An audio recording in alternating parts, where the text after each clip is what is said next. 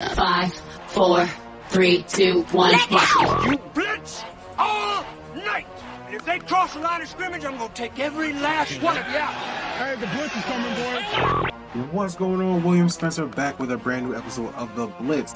You know what it is by now. We're giving you the latest and greatest in fantasy football news, injury reports, tips and tricks, fantasy lineup advice, and more in just 5 minutes or less. So we got a bunch of stuff to get into and only 5 minutes to get into it with.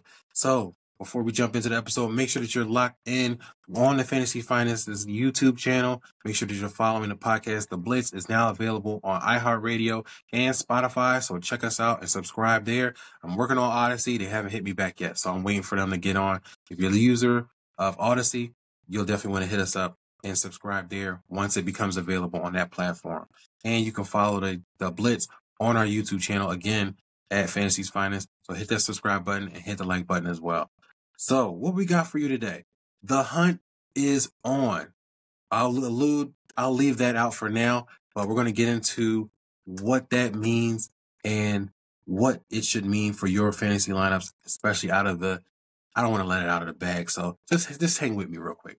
We're going to get into some news. We got some things to talk about, a couple of headlines that have come across that you might want to be aware of. So first off, Bleacher Report's Jordan Schultz reports that running back for the Steelers, Najee Harris, is expected to be fine and likely to be ready for Week 4 against the Indianapolis Colts. Now, if you don't know, Najee Harris left Week 3, that Sunday game, in a sling.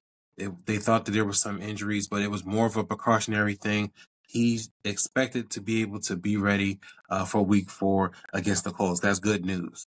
ESPN's Paul Gutierrez reports that the Raiders will start Gardner Minshew in Week 4 against the Cleveland Browns. Now, just a little update. Before, Anthony Pierce had alluded to the fact that he may be open to switching to Aiden O'Connell after the Las Vegas Raiders got stomped out by the Carolina Panthers.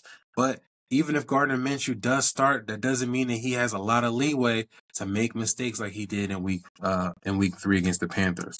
So keep an eye on that situation.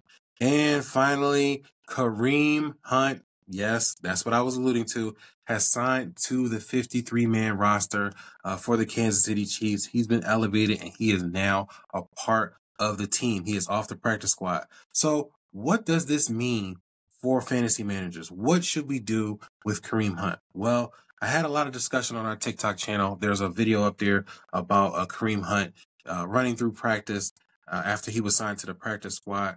I do believe that he will eventually be the running back one for the Kansas City Chiefs, while Isaiah Pacheco is out on injured reserve, expected to be out for at least 6 to 8 weeks. Carson Steele did get the start in Week 3. He played pretty well against the Atlanta Falcons. 17 carries for 72 yards, no touchdowns. He wasn't able to punch it in. But I think this is where Carson Steele is kind of one-dimensional in terms of how he's used in the Chiefs' offense. He didn't get a lot of targets or he didn't get a lot of production out of the targets that he did get.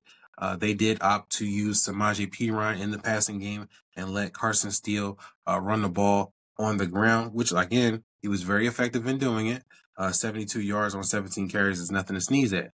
But if Kareem Hunt can get back to form, I believe he would eat into the workloads for Carson Steele and Samaje Perine, because he is versatile. He can catch out of the backfield and he can punch touchdowns in. He had 9 touchdowns for the Cleveland Browns in 2023, just 411 yards over 15 games. He was splitting work with Jerome Ford during that season, so that may be the reason why his numbers were down. I'm not going to sugarcoat it and try and protect Hunt.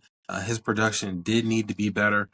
He only averaged 3 yards a carry in 2023 with the Cleveland Browns, and they do have a significantly better offensive line, depending on who you ask or how you feel about it.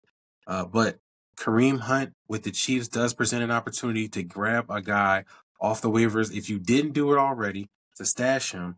But if you haven't grabbed him already, to be able to get a guy who could potentially be that lead back for the Kansas City Chiefs. Now, I will say this. He has been signed to the 53-man roster. I think that he is going to play in Week 4, but before you throw him in your lineups, we have to find out, if we can find out, because you know how Andy Reid is. We have to find out what kind of workload we should be expecting in order to put him in our lineups. Me personally, I would try to avoid using Kareem Hunt. We don't know what his workload is going to be. We don't know what the snaps are going to be split. Are they going to give him the workload? Are they going to let it be a 3-man committee? I don't think it's going to be that because, like I said, Kareem Hunt has the ability to do it all, which would kind of nerf Carson Steele and Samaje Perine's roles. But we have to wait and see what that snap situation is going to look like before we can just throw him into our flex spots and run away with it. So let's wait and see what we get out of the Chiefs, and hopefully we'll get I would probably use this game as a litmus test and see where he goes, depending on what the snaps look like and how we'll be able to use him moving forward. But that's it for the episode, man. I told y'all 5 minutes or less. We got it done. Make sure that you check out the Blitz on the Fantasy's Finest YouTube and subscribe and hit that follow button and hit that like button as well because it helps the channel out. But that's it. I'll check you guys in the next episode. I told you I'm trying to keep these, man. I'm trying to keep these quick, man. I'm trying to keep these quick for y'all. 5 minutes or less. Y'all check out in our next episode. Take it easy. Yo, come back now, yeah!